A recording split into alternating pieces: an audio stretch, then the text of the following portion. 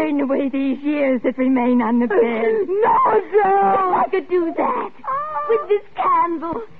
Then you and I could really be friends again. Like when Mother was alive. We could be sisters again. Always and forever. We're sisters now, Adele. You're lying. We're not sisters. Adele, listen to me. We're children. And you've tied me with this cord. And now you must untie me. Like you used to do when you left me too long and I cried. You're lying. We're not sisters and we haven't been for years. And now I'm going to punish you for lying. Just as Mother used to punish us when we were children. Then she started walking unsteadily toward me. A lighted candle in one hand, the bucket in the other. The liquid slopping over her dressing gown as she walked. Clara! Do you remember the time Mother washed out my mouth with soap when she caught me in a fib? That's what I'm going to do to you now. Or perhaps it would be better if I burned you. Scream, Clara. Waken your precious son. We mustn't waken him. Adele, untie me. I promise you that I'll take Doug and we'll go away. You'll never have to see us again. No, Clara.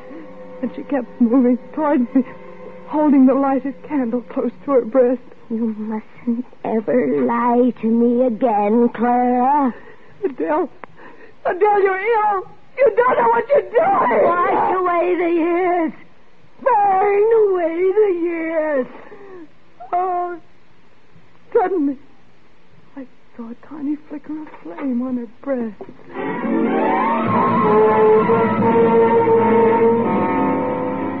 The frilly dressing gown, she'd held the candle too close. Her entire dressing gown was a mass of flames that spread swiftly to her hair.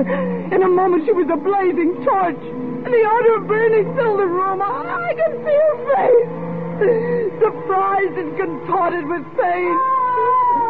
She turned and looked towards the bed a second, the bucket flaming in her hand. But then she went screaming out the door and towards the sea.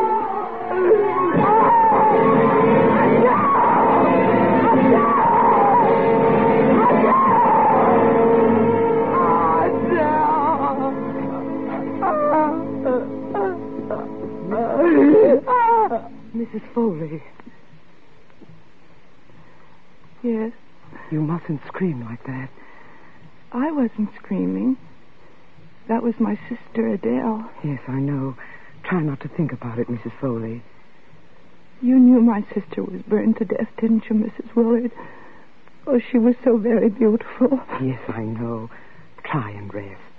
Is there anything I can get you before I go to bed? No, thank you. Well, go to sleep then. I will. Good night. Good night, and pleasant dreams.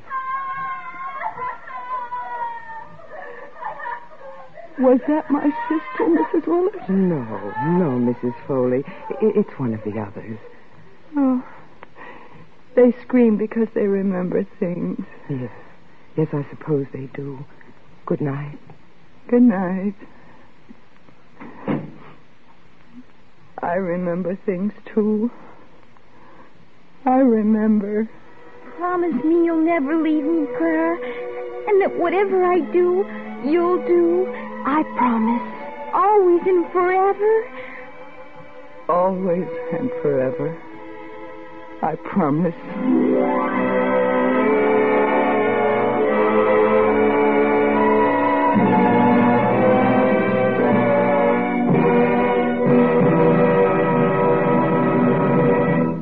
Thank you, Joan Crawford, for a magnificent performance.